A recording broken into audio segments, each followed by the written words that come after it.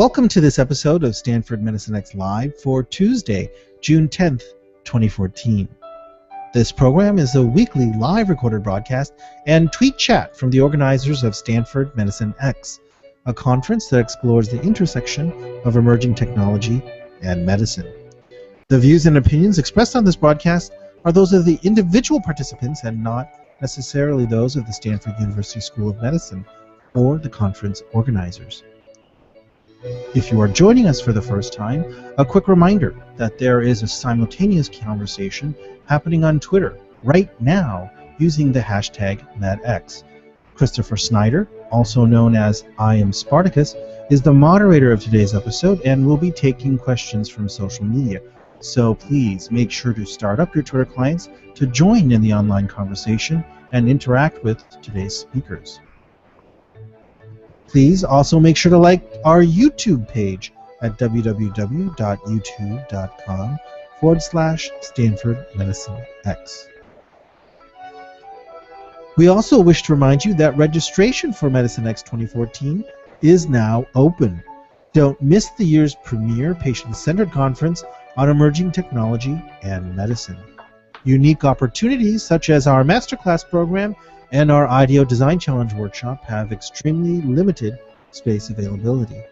You'll want to make sure to take advantage of these programs while our regular registration pricing is still available until August 1st, 2014. Please note you are watching a live online program and there's a delay between real-time events and the live stream you are watching. Tweets from our in-studio guests will appear before you see the real-time events they are tweeting about unfold on the video live stream. The goal of this program is to hear from them, have them share with us their views on these issues, and of course to answer your questions out there from our viewing audience on Twitter.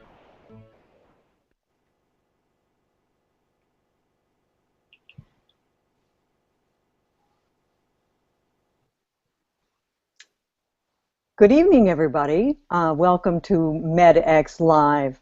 Our topic tonight is ePatient leadership and whether or not that is a career choice for you. Now I'm going to take a minute and introduce our panelists who will be chatting with us. Ryan Pryor is a multimedia journalist, film producer, and social entrepreneur from Atlanta. A former writer for the Daily Beast and USA Today, he is now producer and writer of the feature film Forgotten Plague, which explores MESFS and the future of medicine. Alicia Staley is a three-time cancer survivor. She was first diagnosed with Hodgkin's disease as a sophomore at Syracuse University. She co-founded the weekly BCSM, Breast Cancer and Social Media Tweet Chat, and is a Stanford Medicine X ePatient leader. Sharice Shockley is the founder of the Diabetes Community Advocacy Foundation, and that hosts the DSMA Twitter chat and 3 blog talk radio programs every week. Leslie Rott has a PhD in sociology from the University of Michigan and is currently pursuing a master's degree in health advocacy at Sarah Lawrence College. She is the author of the blog Getting Closer to Myself, where she explores life with lupus and rheumatoid arthritis and issues of chronic illness in higher education. And I'm Jody Schauger. I'm a breast cancer patient living with metastatic disease. I'm the co-founder of BCSM Tweet Chat and also a MedX scholar and leader. Nick Dawson is moderating on Twitter during tonight's hangout. He is online at Nick Dawson and is using the hashtag MedX. So anyway, here we all are, and I'd love to start with the first question, since we're talking about ePatient leadership. Here's the first one. When did you first self-identify as an ePatient? Ryan, you want to kick off? Yeah, I think that there's a pretty clear delineation at the point when I was living more privately as a patient, and then decided to go more public, and very public, I guess, very abruptly. And I was living with chronic fatigue syndrome and having a hard time holding my head above water. some of the time, and I was a writer for USA Today College, and I was in college at the time. And so I wrote an op-ed discussing my experience with chronic fatigue syndrome, and realized that this was a very underrepresented topic, not covered well in mainstream media. And the result, I guess coming from USA Today, it was really quite explosive what happened on social media to me, and that initiating experience of interacting with patients who were so moved by the fact that simply someone was actually talking about it in the media and someone cared. And from then on, I became much more involved with the patient community. I had only known, probably a handful of patients up to that point, but then gradually began getting to know, scores or even hundreds, and realizing that as a journalist, that I think that I had a responsibility and probably a moral duty to follow this lead wherever it was going to go, and that there were so few journalists talking about it that although I did have a desire to remain as an unbiased or objective journalist, and I could still do that, but I really wanted to explore this topic because journalistically there was a lot of room to help advance my career, and there wasn't a lot of competition, so that was actually really good, and I was getting a lot of response from all around the world, and I probably wouldn't have gotten that had I been writing about other topics that were very well covered. So I was able to differentiate myself as a journalist, I think. Well, I know, Alicia, that part of your ePatient advocacy started out as reaching out to other patients as well. Do you want to elaborate on that? Sure. Actually, I think in my case, my ePatient career probably started before the advent of social media. So in some ways, it wasn't really until Twitter and Facebook and some of the other things that really took off that I recognized that that's the space I needed and wanted to be in. But I actually first really got engaged with patient communities in the late 1990s when I was essentially heading into what was considered long-term survivorship for my Hodgkin's disease, and started trying to reach out to other patients and other communities, and really stumbled across listservs and email lists dedicated to discussing long-term side effects of Hodgkin's disease. So I think it was from that kind of basis that my advocacy and sort of ePatient trajectory really took off from there. So it wasn't really, I think Brian spoke very well to that, the idea that, social media, there's sort of a firestorm that can come with that, that you have to be prepared for. So, but for me, it's been really a tool that I've been able to use pretty successfully in terms of advocacy. So. How about yours, Reese? When did you start identifying as an ePatient? Let's see. So I was diagnosed with diabetes back in 2004, and at the time, I didn't know anyone with diabetes. So it wasn't until I went and actually became insulin dependent, and I needed to find me an insulin pump, that I found the diabetes online community. At that point, I was very excited that I found other people that had diabetes and actually had latent autoimmune diabetes in adults. And at the time, I could barely find anyone that had that type of diabetes. So I became very active in the community, and I started a blog. And a few years after that, that's when I was participating in the HCSM Twitter chat, and I had an aha moment in 2003 and decided that we needed something like that for the diabetes online. Actually 2010, and that's when I started diabetes social media advocacy Twitter chat.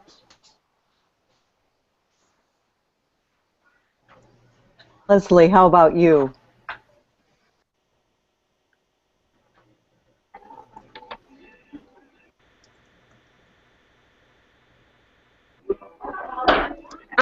A blog a week after my diagnosis with lupus and RA, and that was in 2008. But it wasn't really until I decided that I was going to switch the field that I was in from sociology to health advocacy. And it was really then that I really felt like I became an ePatient, even though I had had a presence in the blogosphere for a few years at that point. I know I probably, well, I did become an ePatient the day I was diagnosed with cancer for the first time, and that was in 1998. At that time, you know, we were not connected by social media, but what the E meant to me at that time was to be empowered and to be educated in every possible avenue of treatment, so I could find for myself, you know, the best possible options and to go about, you know, getting the cancer into remission in a way that would stick. But you know, I guess the next logical question is, what do you all, or how do you define making a career out of patient advocacy? Does money have to be included? Anyone just start off? I won't call on you. And don't all talk at once. Is it a natural, once you become an ePatient, that advocacy is not far behind?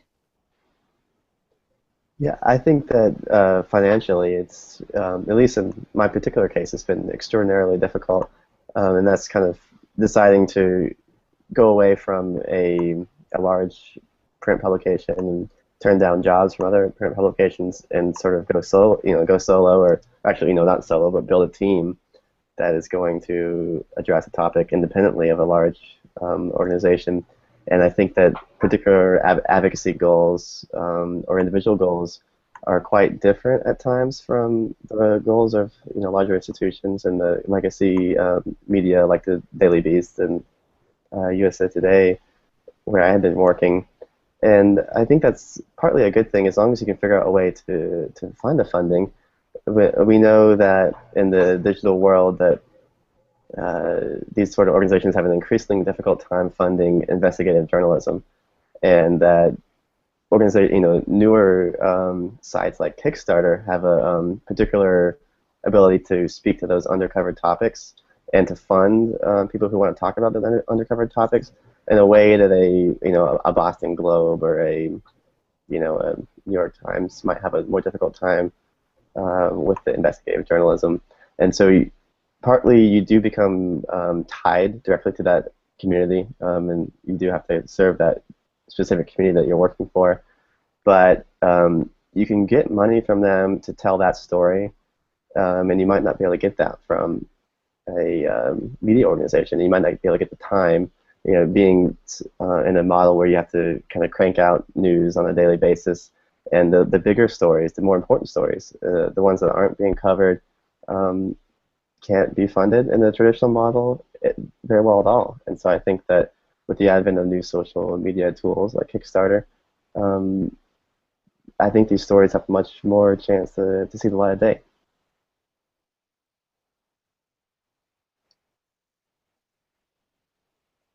So making a career out of patient advocacy, what do you think, Alicia? I mean, that's a great question. That's essentially what I'm doing. So I've been able to take on consulting work and consulting projects specifically around patient engagement and patient advocacy. So I see myself doing this more and more, and essentially turning it into a career choice. And for me, I think that that's definitely the direction I want to go. And I just feel like it's, for me, the career is the best blend of personal experience and professional experience that I could ever imagine. And as long as people are willing to hear me speak and share my story, and in some cases, pay me on a consulting basis, I welcome that opportunity. It's not always been like that. So, I feel like in some ways this is a new field, this is a new career choice. Nobody ever really signs up to be an ePatient professional or anything like that. So I think is if you're willing to work hard, there's a lot of opportunity out there. So I feel pretty fortunate for that. I agree. It's a whole new arena right now, and it's happening as we are talking about it, and you guys are part of the people that are making that happen. I find advocacy a natural extension of my ePatient experience, and Ryan, I completely agree with the fact that there's my experience as a patient, which unfortunately is ongoing now, and my advocacy and career choices that I make as a result of this, and that's a separate area too. In fact, so Charisse, tell us how you came about to be here as an advocate and such an excellent spokesperson for diabetes. Well, thank you.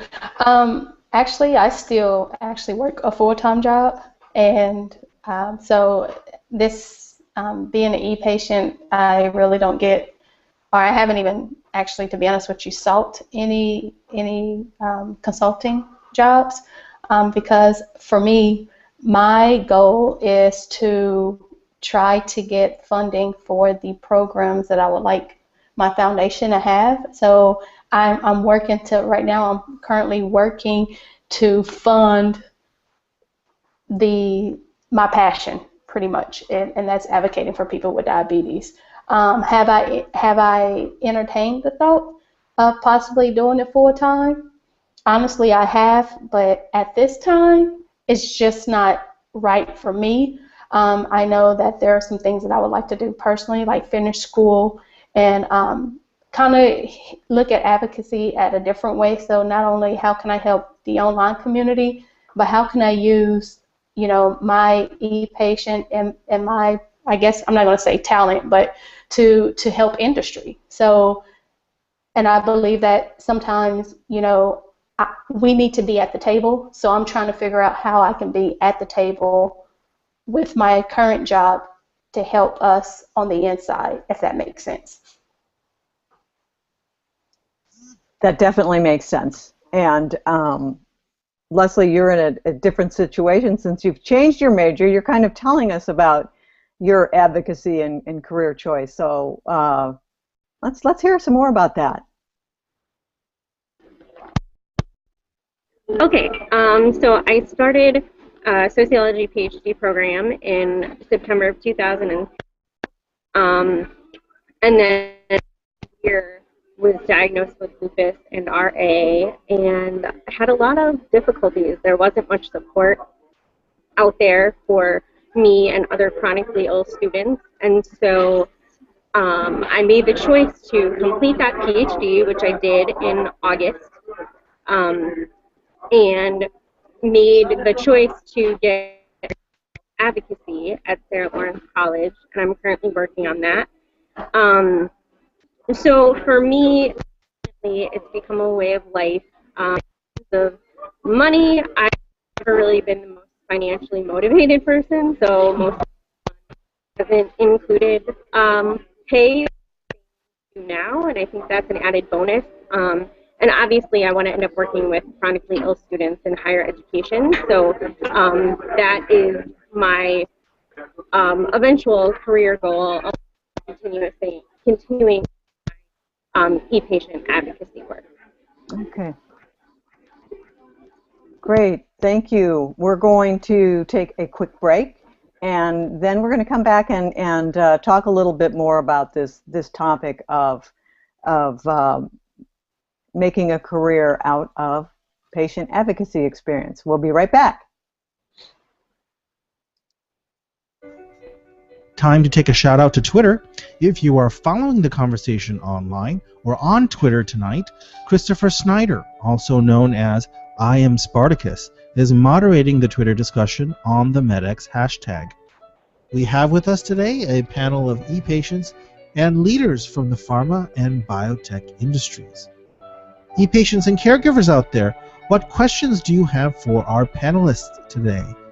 How might pharmaceutical and biotech companies better incorporate patient perspectives in their discovery and product development process? What can these companies do better to serve you? Healthcare providers, technologists, and researchers out there, how can biotech and pharmaceutical companies advance healthcare innovation? Tweet us your questions or responses, and we'll do our best to have the panel address them during this episode of Stanford Medicine X Live for Tuesday, June 10th, 2014.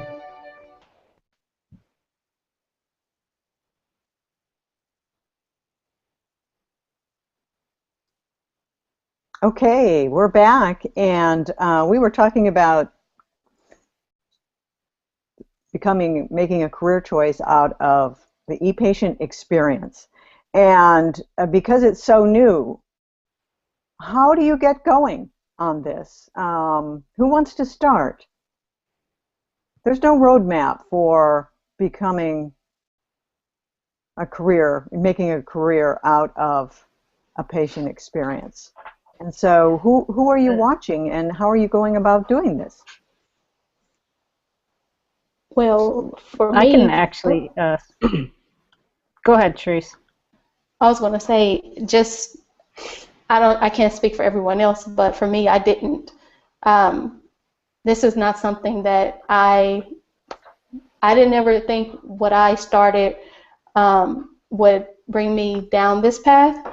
I kind of did it just to help diabetes, so it kind of just happened because of the passion and my willingness and my want and need to help the community. So to me, as long as you're genuine and you're doing the right thing, sometimes these people or these companies or these organizations will actually come to you. I mean, that's just from what I've seen in the last 3 to 4 years.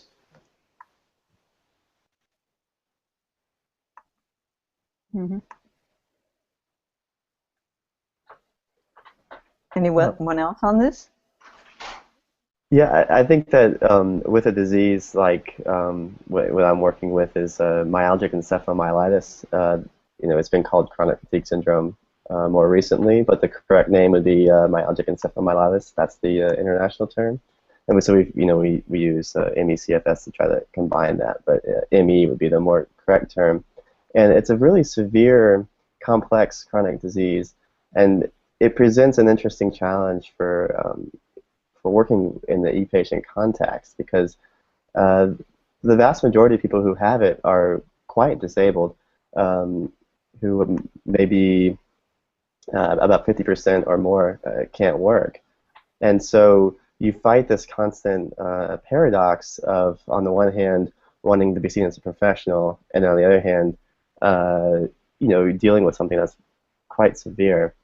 And the beauty of it is that I have been exploring these different avenues of figuring out how can I work a 40-hour work week and this field or that field or that field when I have an employer who may or may not be sympathetic to the disease. And working in this context where everybody we're interviewing for this film is a doctor who treats ME/CFS full-time, and many of the patients deal with it full-time and can't work. And it's been nice from a career perspective to have that level of sympathy. And for instance, I just had a phone call with one of our executive producers today, and the very last question she asked me was, how's your health? And you wouldn't get that from working at the Daily Beast, I don't think. But when everybody else knows that you have this severe disease and everybody else has been through it, there is something very beautiful. And on one film set, we had one of the medical students who said, you look really, really pale. You need to lay down. And I'm willing to be very professional and try to be well put together and fight through it. But it was very nice from a professional perspective for the illness to be taken into account, respected, and for people to let me rest when I needed to. No, that's really wonderful. I think we're all in a really fortunate place in that something that's touched us so deeply has the potential that we can apply the skills we have to that experience and make something better better from it. I feel like I didn't exactly choose this, but it evolved as a natural progression from reaching out to other people, becoming involved in social media, working with Twitter, meeting Alicia, starting this chat, and then everything kind of exploded. And as you said, once you do get out there and you keep making forward steps, no one's telling you what to do. As I said, there's no roadmap. You have to be a self-starter on these things, or you're not going to get out of the water. So when you follow your own intuition and your own advocacy and passion, I think the career thing becomes, inevitable. All of a sudden, you're in it, Right. and you go from there. As people always say, you follow your passion, and before you know it, it becomes a career. And yeah, so in the Stanford MedX is a great example of getting a more seal of approval on the work that we're doing, and that's one more thing that builds it. And I'd always see myself as a journalist first and foremost, and I still do. But more and more, I'm kind of redefining my role in the world as partly as a social entrepreneur. I don't normally say advocate or activist, although some people do use that term for me. But learning to redefine who you are, and it can really be very beautiful, and change your plan for your life in a positive way sometimes. Definitely. Leslie, do you feel that your experience, it obviously took you to a different direction in college, and a potential career, starting now with what you're studying? Well, I think that not everyone is a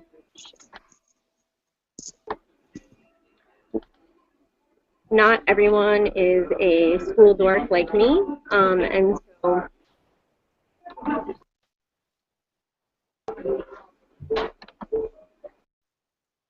Whoops.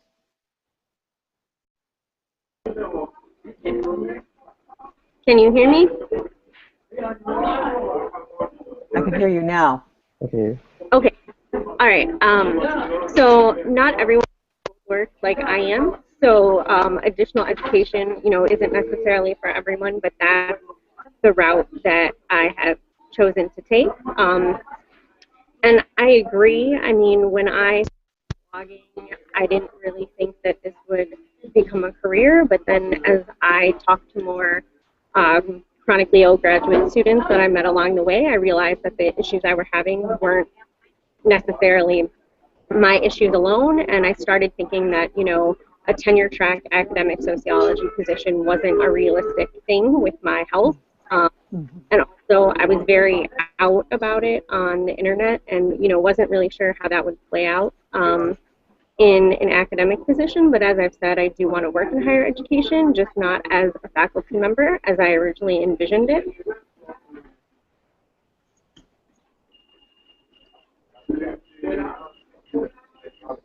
So if someone's out there right now and they are living with a chronic disease and trying to reorient themselves, and maybe have thoughts about trying to get into this particular area, what do you have to be prepared? What do you expect, and what do you go without to pursue this kind of path? Or do you have to go without to pursue this path? I know that some of you have other full-time jobs. It is not like you can go get hired as an advocate or a social entrepreneur. But everybody that does have an extra job also has a skill set that they bring with their advocacy. Like, you're a writer, Alicia, you have tech skills. I had a background in writing and public relations. All of these skills play into these paths. And I'll speak just to our particular disease, which is myalgic encephalomyelitis, and there's a particularly problem and financially and trying to make a living when you're trying to make a film about something that very few people have heard of. And although it's a very severe and very prevalent disease worldwide. And we've had extensive support across the English-speaking world from the patient community, from Canada to Australia to New Zealand, but that's all within the patient community. And there's very little money because people are so disabled, and so it becomes very difficult from a nonprofit perspective, to raise the funds that you need to do medical fellowships or to do the documentary. And then when you try to venture out from the patient community and speak to people in the real world, so to speak, if you use the term myalgic encephalomyelitis, you're going to get a blank stare. And if you use the term the less good term chronic fatigue syndrome, people react and think it doesn't sound very serious. And so you have to go above and beyond the extra mile in this particular case with ME/CFS, because you're just battling ignorance. And so obviously the way to battle ignorance is to enlighten people and to show them the truth. But until you can really package that truth in an indisputable, hopefully well-produced documentary, then it is always going to fall on deaf ears to a certain degree. But I've had this conversation with our board of directors a bit recently, and there's less money to get within the patient community, and so our big goal is to expand the pie. And as we get more and more awareness of this very prevalent and very severe disease of myalgic encephalomyelitis, that will snowball into something that becomes more financially sustainable in the long term. It could, I guess as an individual career, it might work out. So in getting started in this, educating others is 50–60% of what you do to keep redefining the disease and telling others about it so they understand it? So telling the story is by far and away the most important thing. Telling the story. And once you've moved people and informed people and educated people, then the possibility of fundraising becomes so much more present. But you have, my father's in the nonprofit sector as well, and he said that when we first started this, the biggest thing you need to do is create urgency. And we did that on a local level, or on a small level within the patient community worldwide, and created urgency. And the urgency was already there, really, to tell a story. And now, once we create the film and try to go more mainstream with this story, the urgency should translate into the outside world, outside the patient community, which is, the patient community is very tightly knit. But once we can venture out from ourselves and stop speaking to the choir and really speak to the wider public, that urgency, I think, will follow not just from private philanthropists, but truly from the government, which is really a massive increase in funding for research is probably the biggest need for this patient population.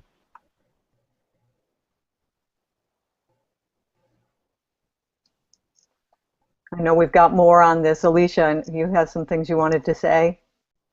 Well, I think there was a question earlier about if we pay patients to be patients, are we encouraging them to stay in a state of unwell? I think that we saw that fly by on Twitter. And in all my experiences in terms of consulting or speaking engagements, in my case, I'm speaking as a long-term cancer survivor. I'm not currently in treatment, but that, I'm not consulting.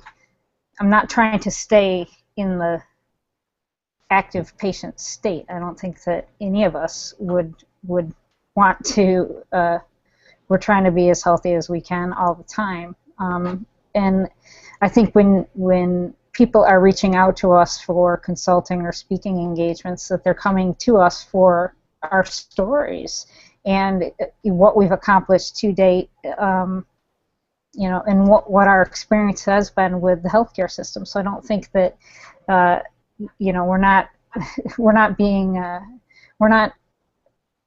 signed up to be patients to have people practice things on us. We're actually trying to improve the experience for other patients that might be on similar journeys. So I think it's a sort of an important distinction to make, but I think that that's, you know, everybody's doing this to improve the experience for other patients that are sharing a similar journey.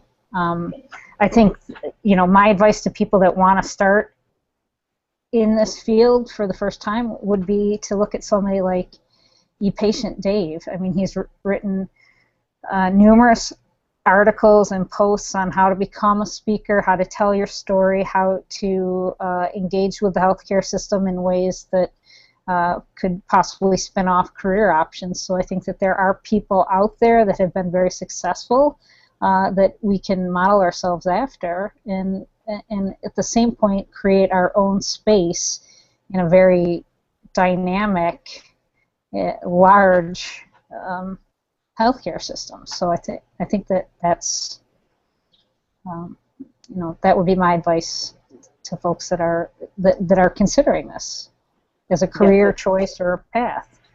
There's so much room because everyone's story is so unique, and the challenges of the different diseases that we have represented here, for example. You know, Ryan, I learned more about yours tonight that I didn't know before. But Charisse, you were nodding. Did you want to comment on this as well?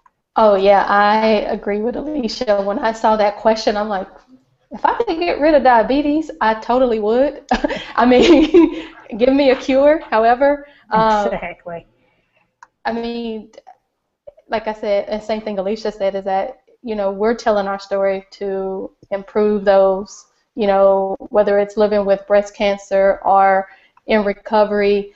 We're here to help. We're here to provide that psychosocial support that people living in our disease state need. So I don't think we're encouraging to live in the state or to stay unwell. We're encouraging them to learn how to live well with any health condition or chronic condition that they may have. Yeah, the last thing anyone that knows me would say that I'm encouraging on wellness, since, you know, I was blogging about being in remission and the challenges of survivorship and trying to, in fact, avoid a second cancer and doing everything you can not to have one. And then I ended up with one myself. So, and the same mission continues. It didn't alter my stance. In fact, if anything, it's made me more aware of research funding problems because so many women continue to die of breast cancer.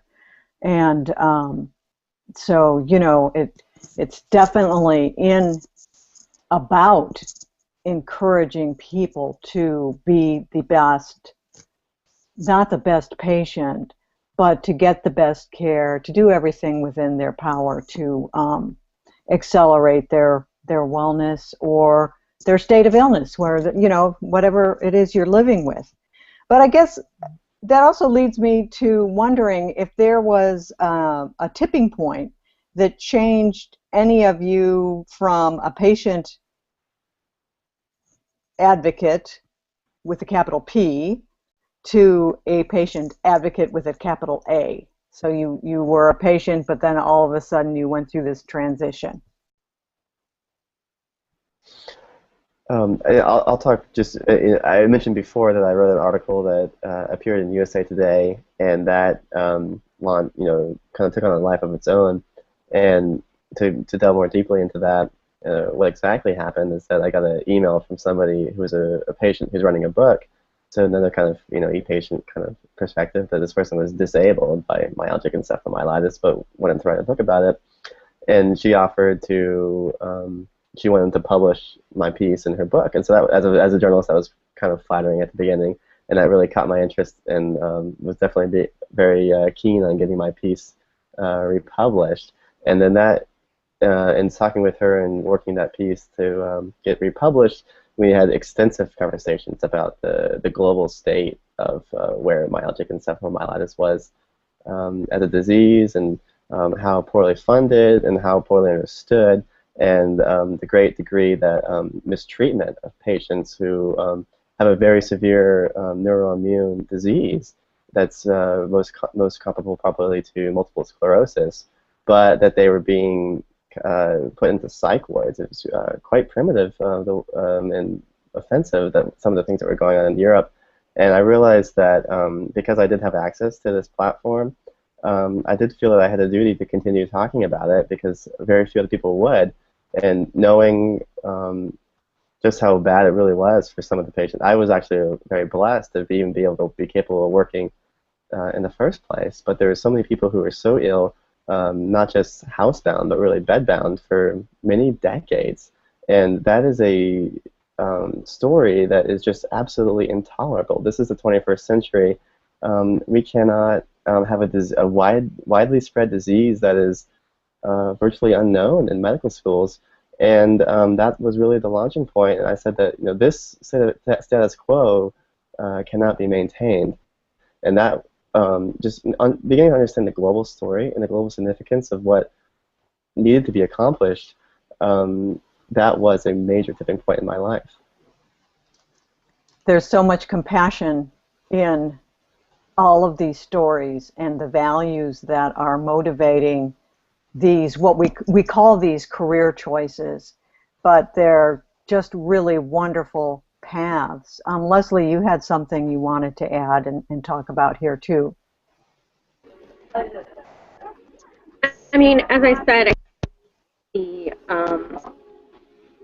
tipping point was realizing that I wasn't the only one having negative experiences as a chronically ill student in higher education.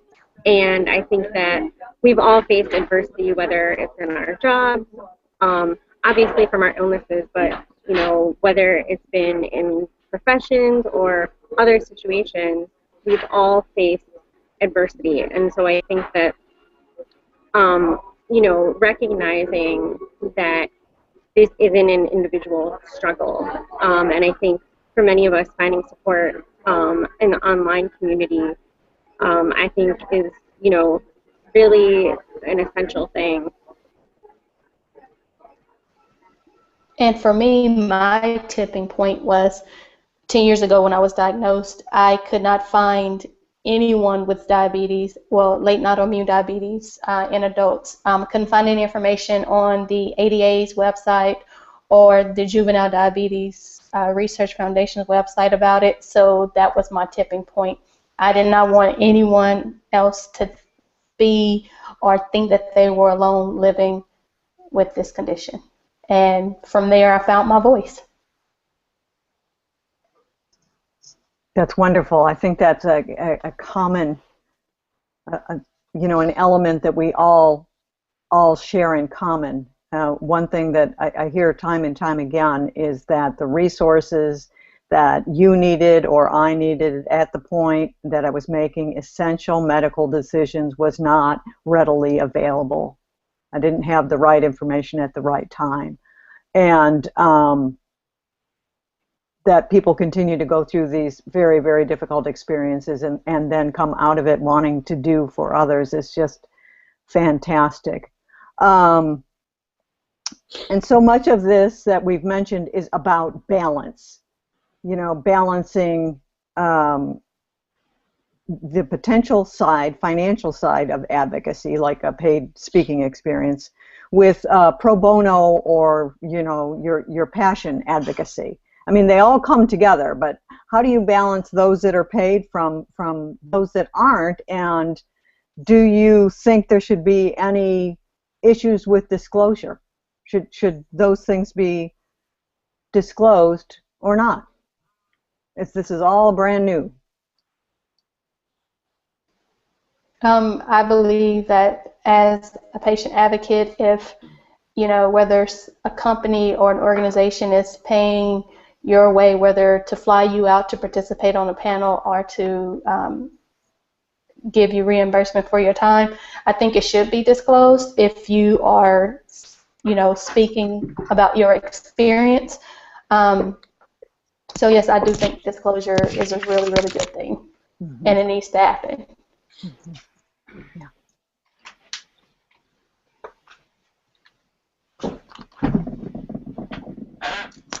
Anyone else on that? Yeah, I think that in several of the ePatients that I'm probably closest with, would agree with this, that they aren't necessarily, you're not in this mode of being a professional patient. You do seek to be a professional something else first, and then your patient perspective informs that. In the same way in which a politician might make objective decisions, but his faith may or may not play a role in that. I think that you can be a professional and enjoy your and enable your personal experience to play into that. But yeah, exactly. As Sheree said, I don't think that as long as you put that out in the open, I think it's great. And and I felt this same paradox in my own life of wanting to be, am I an objective journalist or am I being subjective? And I think, and a lot of people say that in journalism, objectivity isn't even that desirable anymore. If you declare your biases at the beginning and not really know that you're biased, then your words are taken much more seriously, and you're not masking anything. So I think it can be very, very empowering to just say up front, what your values are and what your experience is. I think it's empowering as well. And in fact, bloggers usually are, even if they get a book that is supposed to be disclosed, if a publisher sends a book that you might, want to review. But we have definitely covered a broad range of topics here, and I'm late in reminding the people who are on Twitter to use the hashtag with MedX. So if you do keep talking about the career path as a patient advocate or as an e-patient, please use the MedX hashtag. We'd appreciate that, so everybody can benefit from your remarks. And we have another promo coming up. I want to thank our guests, who are all wonderful, and it was great to meet you and share ideas with you. And thanks to everyone behind the scenes. Thanks to Stanford MedX and Lucy. Lucy is here now, and there she is. I've been waiting graciously, patiently to see one of my heroes. So good night to you all. Thank you so much. It was a real honor to be on this. It was neat. It was an honor to be asking some questions here.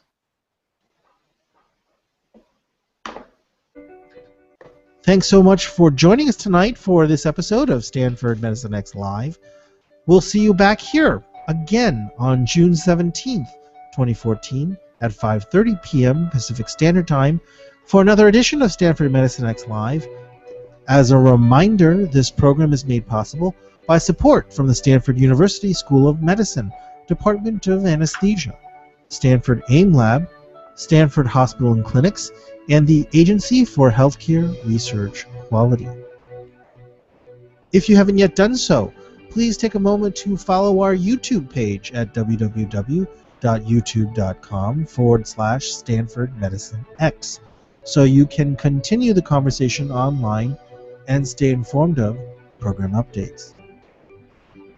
From all of us here at Stanford Medicine X, we want to thank you for joining us tonight and for being part of the conversation. Don't forget that registration for Medicine X 2014 is now open. Don't miss the year's premier patient-centered conference on emerging technology and medicine. Unique opportunities such as our masterclass program and our audio design challenge workshop have extremely limited space availability. You'll want to take advantage of these programs while our regular registration pricing is still available until August 1st, 2014. A special thanks to our guest panelists this evening. From all of us at Stanford Medicine X, we'll see you next time.